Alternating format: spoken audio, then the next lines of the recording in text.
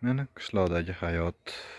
Parnida pomidori ko'chat, gullar ochilgan, uzumlar baylangan. Xo'p, qishki ozuqa bo'lgan kartoshka mana уже ertakisi chiqdi. Mana kechkisi endi ekilyapti. Inshaalloh hosillarni yig'ishtirib bozorga borishlikning hojati yo'q. Mana shu yerdan 1 yillik oziq-ovqat chiqadi, kartoshka. Bu tomonda mana bo'sh joyga pomidor ekiladi. Uzumdan xudo xolisa mana bu yil 2,5 tonna, 3 tonna hosil olamiz inshaalloh.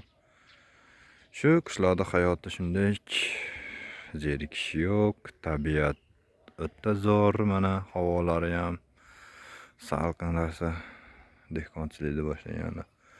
Hayvon bor, sigir, sut, qatiq, qaymoq. Marhamat, qishlog'imizga tashrif buyuringlar. Inshaalloh mana Mobius kompaniyasining antenasi. Orada reklama ketdi deb qo'yayim. Mana kartoshkalarimiz mana kechkisi yerga qadrilyapti mana уже. Buni ham xudo xolisa yig'ishtirib olamiz. Dehqonning ketmoni.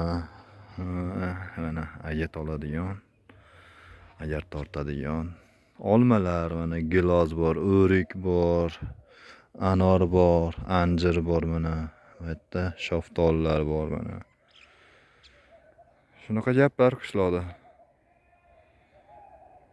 Obuna bo'lishni unutmang. Uzumda parvarish qilishlikni ham video qilib chiqarib turamiz inshaalloh.